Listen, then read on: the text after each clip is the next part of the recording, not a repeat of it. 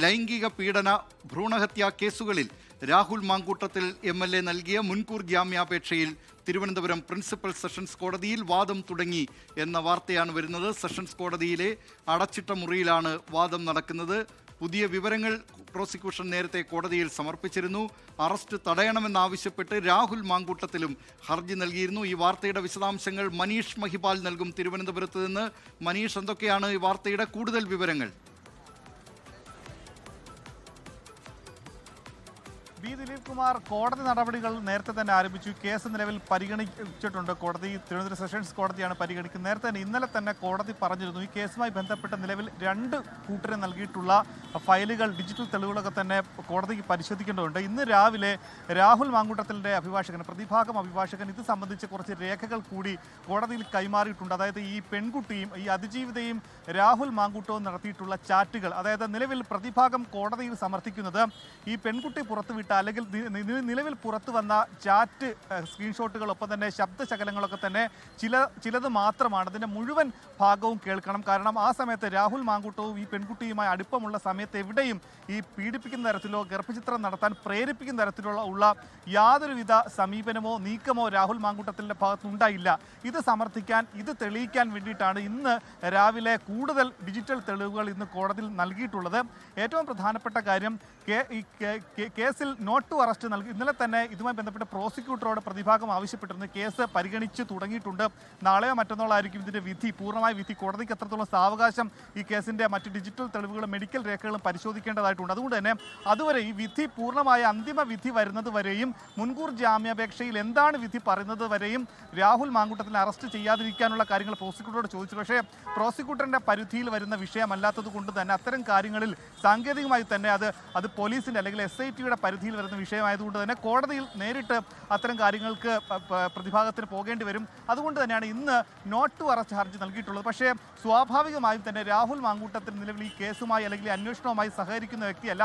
8 ദിവസമായി ഒളിവിൽ കഴിയുന്ന വ്യക്തിയാണ്. അങ്ങനെ ഒരു വ്യക്തിയെ കേസിലെ അന്തിമ വിധി വരുന്നത് വരെയും നോട്ട് ടു അറസ്റ്റ് കോടതി അത് പരിഗണിക്കുമ്പോൾ അങ്ങനെയുള്ള ഒരു കാര്യത്തിൽ തീർപ്പാക്കി കൊടുക്കുമോ എന്നുള്ള കാര്യത്തിൽ നമുക്ക് അതിലൊരു വ്യക്തത അല്ലെങ്കിൽ അത്തരം കാര്യം നമുക്ക് തീർച്ച പറയാൻ സാധിക്കില്ല. എന്താണെങ്കിലും കോടതി ഈ കേസ് പരിഗണിച്ച് തുടങ്ങി എന്നതാണ്. ഇന്നലെ തന്നെ പ്രതിഭാഗത്തിൻ്റെ വാദങ്ങൾ മുഴുവനായി ഏകദേശം ഒരു 3/4 മണിക്കൂറോളം പ്രതിഭാഗം അവരുടെ വാദഗതികൾ ഉയർത്തിയിരുന്നു. അതിൽ ഏറ്റവും പ്രധാനപ്പെട്ട കാര്യമായിരുന്നു ഗർഭചിത്രത്തിന് ഗുളിക നൽകിയിട്ടില്ല എന്ന പ്രധാനപ്പെട്ട വാദം. ഇവിടെ ഇന്ന് പ്രോസിക്യൂഷൻ നിർത്തുന്നത് 8ാം ദിവസമായും രാഹുൽ മാങ്കൂട്ടത്തിൽ ഇവിടെ ഈ കേസുമായി ബന്ധപ്പെട്ട് ഹാജരാകാൻ അല്ലെങ്കിൽ ഒളിവിൽ തുടരുകയാണ്. നിലവിൽ ഇതുമായി ബന്ധപ്പെട്ട പല രേഖകളും നശിപ്പിക്കാൻ രാഹുൽ മാങ്കൂട്ടത്തിലോ അല്ലെങ്കിൽ രാഹുൽ മാങ്കൂട്ടത്തിലോ ബന്ധപ്പെട്ട സമൂഹത്തിൽ വലിയ സ്വാധീനമുള്ള വ്യക്തികളുണ്ട്.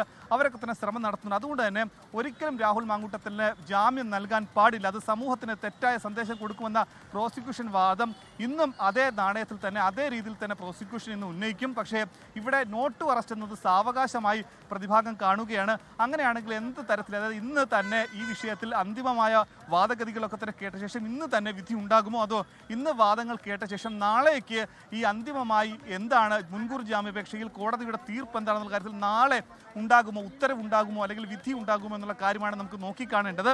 എന്താണെങ്കിലും ഇപ്പോൾ കേസ് കോടതി പരിഗണിച്ച് തുടങ്ങിയിട്ടുണ്ട്. 2 വിഭാഗങ്ങളുടെയും അന്തിമമായിട്ടുള്ള വാദങ്ങൾ കേൾക്കുകയും നിലവിൽ 2 വിഭാഗവും നൽകിയിട്ടുള്ള ഡിജിറ്റൽ രേഖകളുണ്ട്. അതായത് ഈ സമയത്ത് ഇവർ സംസാരിച്ചിട്ടുള്ള ശബ്ദശകലങ്ങൾ, ഇവരുടെ വീഡിയോ ചാറ്റിന്റെ റെക്കോർഡുകൾ, ഒപ്പം തന്നെ ഇവരുടെ വീഡിയോ. മനീഷ്, ഇപ്പോൾ പ്രതിഭാഗം വാദമാണ് തുടങ്ങിയിരിക്കുന്നത്. പ്രതിഭാഗം നേരത്തെ തന്നെ കോടതിയോട് ആവശ്യപ്പെട്ടിരുന്നതാണ് നോട്ട് ടു അറസ്റ്റ് എന്ന കാര്യം, അറസ്റ്റിന് അനുവദിക്കരുത് എന്ന കാര്യമാണ് നേരത്തെ കോടതിയോട് പ്രതിഭാഗം ആവശ്യപ്പെട്ടിരുന്നത്. ആ ആവശ്യത്തിൽ ഊന്നിക്കൊണ്ടായിരിക്കുമല്ലോ പ്രധാനമായും പ്രതിഭാഗം വാദം നടത്തുക. അത് സംബന്ധിച്ചുള്ള കൂടുതൽ വിവരങ്ങൾ എന്തെങ്കിലും ലഭിച്ചിട്ടുണ്ടോ? ക്ലോസ്ഡ് കോർട്ടാണ്, അതുകൊണ്ട് ഇത് സംബന്ധിച്ച വിവരങ്ങൾ അത് ലഭ്യമാകുന്നതിന് നേരിയ വൈകലൊക്കെ ഉണ്ടായേക്കാം. ഏതായാലും എങ്ങനെയാണത് ഈ പ്രതിഭാഗത്തിൻ്റെ വാദം നടക്കുന്നത്?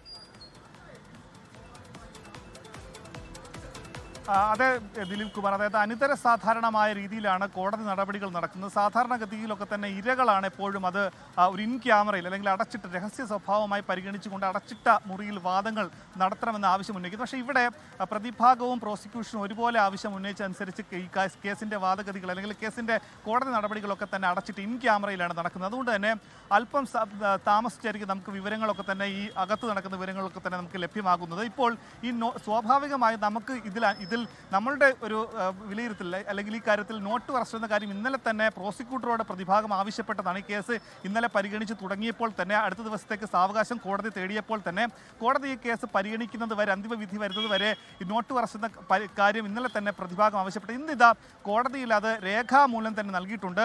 സ്വാഭാവികമായും അത് കോടതി അംഗീകരിക്കാനുള്ള സാധ്യത കുറവാണ്. പക്ഷേ അത്തരം കാര്യങ്ങളിൽ കോടതിയാണ് അന്തിമമായി തീരുമാനമെടുക്കേണ്ടത്. കോടതിക്കാണ് അത്തരം കാര്യങ്ങളിൽ ഏത് തരത്തിലായിരിക്കാം അത് പരിഗണിക്കേണ്ടത് അടക്കമുള്ള കാര്യങ്ങൾ തീരുമാനിക്കേണ്ടത്. പക്ഷേ ഇവിടെ ഈ പ്രതിഭാഗത്തിന് ഏറ്റവും അനിവാര്യമായിട്ടുള്ളത് രാഹുൽ മാങ്കൂട്ടത്തിനെ SITക്ക് വിട്ടുകൊടുക്കാതിരിക്കുക, അതായത് മുൻകൂർ ജാമ്യം ലഭിക്കുക. അല്ലാതെ ഇപ്പോൾ ഒരു അറസ്റ്റ് രേഖപ്പെടുത്തിയാൽ അത് കേസിനെ, അതായത് രാഹുൽ മാങ്കൂട്ടത്തിനെ സംബന്ധിച്ച് അവർക്കത് പ്രതികൂലമായി ബാധിക്കും. അതുകൊണ്ട് തന്നെ എങ്ങനെയും രാഹുൽ മാങ്കൂട്ടത്തിൽ ഒളിവിൽ നിൽക്കുന്ന സമയത്ത് തന്നെ മുൻകൂർ ജാമ്യാപേക്ഷ ലഭിക്കുക. അതിൽ രണ്ട് കാര്യങ്ങൾ: ഒന്ന്, കേസുമായി ബന്ധപ്പെട്ട് രാഹുലിന് ഒരു പഴുത് ലഭിക്കും. മറ്റൊന്ന്, നിലവിൽ രാഹുലിനെതിരായ നടപടി KPCC മരവിപ്പിച്ച് വെച്ചിരിക്കുകയാണ്. ഈ കേസിൽ രാഹുലിനെതിരെ ഏതെങ്കിലും തരത്തിൽ, അതായത് ഇതിൽ മുൻകൂർ ജാമ്യാപേക്ഷ ലഭിക്കുകയാണെങ്കിൽ രാഹുലിനെതിരെ നടപടി വേണ്ട എന്ന തീരുമാനത്തിലേക്ക് KPCC അല്ലെങ്കിൽ പാർട്ടി എത്തിയേക്കും.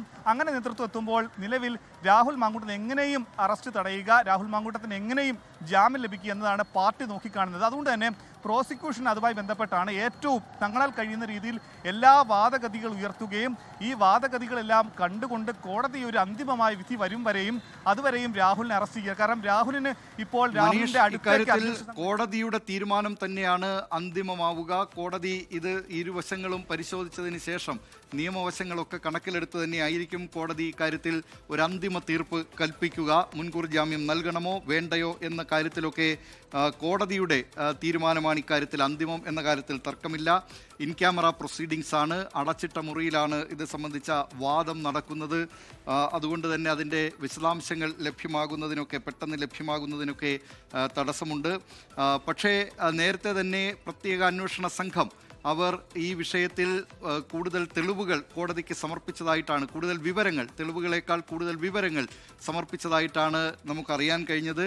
ആ നിലയിൽ അവർ മുൻകൂർ ജാമ്യാപേക്ഷയെ ശക്തമായി എതിർത്തേക്കാം. ഇപ്പോൾ പ്രതിഭാഗത്തിൻ്റെ വാദമാണ്, രാഹുൽ മാങ്കൂട്ടത്തിന് വേണ്ടിയാണ് വാദം നടക്കുന്നത്. രാഹുൽ മാങ്കൂട്ടത്തിൽ അറസ്റ്റ് ചെയ്യാൻ അനുവദിക്കരുത് എന്ന് കോടതി ആ നിലയിലുള്ള തീരുമാനം എടുക്കണമെന്ന അപേക്ഷ കോടതിക്ക് മുൻപിൽ രാഹുൽ മാങ്കൂട്ടത്തിന് വേണ്ടി ഹാജരായ അഭിഭാഷകൻ വെച്ചിട്ടുമുണ്ട്. ലോകത്തെവിടെയായാലും ഏത് സമയത്തും 24 വാർത്തകളും ഓഗ്മെന്റഡ് റിയാലിറ്റി പാക്കേജുകളും എക്സ്പ്ലെയിനറുകളും വിശദമായി കാണാൻ ഞങ്ങളുടെ YouTube ചാനൽ നിങ്ങൾക്ക് സബ്സ്ക്രൈബ് ചെയ്യാം.